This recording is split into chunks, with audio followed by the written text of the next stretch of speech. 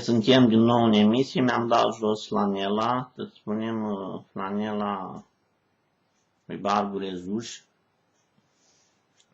cum se spune pe aici. Deci mare, așa spuneau că ei sunt o rămășiță a unei civilizații extincte, de mari agricultori, să spunem cavaleri chiar făcuți și care în mare nu prea au muncit fizic, deci se sculau când vreau, se culcau când vreau, aveau 2-3 camere fiecare, vreo 10 servitori și acum nu se adaptau, da, bine, nu au stat la închisoare, probabil au fost cu Antanta, cu rușii, cum or fi aranjat. Reiese că nu prea se pricepeau la elemente avansate de chimie alimentară, totuși că aveau unele relații, totuși au închiriat un frigider. Mie mi-au ieșit din astea vreo 2 medalii de aur din produsele astea alimentare care le-am făcut acolo. Alții spuneau că nu s-a adevărat, produsele au fost bune, asta evident văd pe internet, s-au pus. Iarna v-am spus cum a fost cu speciile astea de urși. Bine, un urs alb misterios, chiar și un alt urs, ei spuneau pe acolo că așa este, deci nici nu s-au descoperit încă toate speciile, așa cred și eu că nu s-au descoperit chiar toate speciile, dar eu mă gândesc că sunt lucruri genetizate, făcute și că mai apare câte o specie. În decursul istoriei, așa mă gândesc eu, dar bine, poate să fie adevărat, să fie chiar o specie nouă de urs alb, mai încolo era altă specie de urs din ăsta care năvălea prin zăpadă.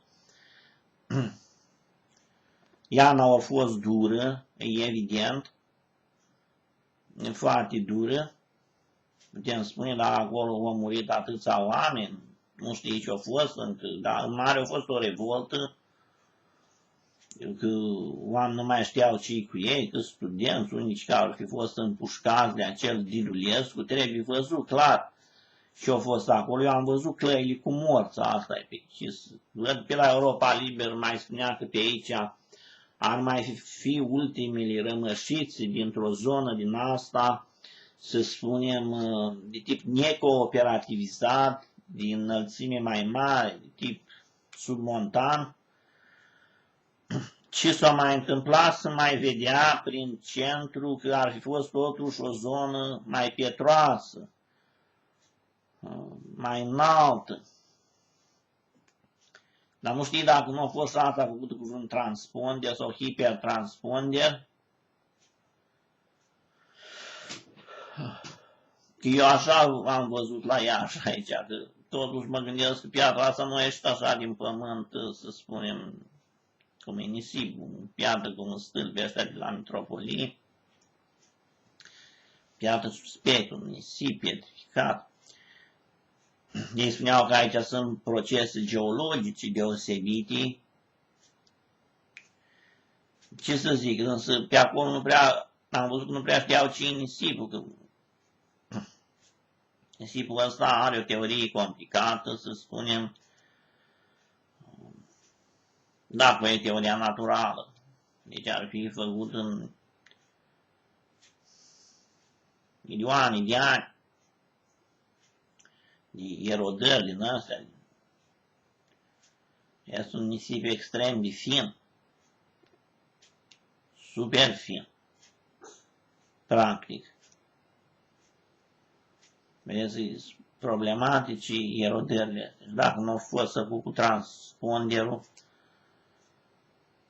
eu totuși pe la mare, pe acolo am văzut țărm din ăsta de pământ, foarte mult.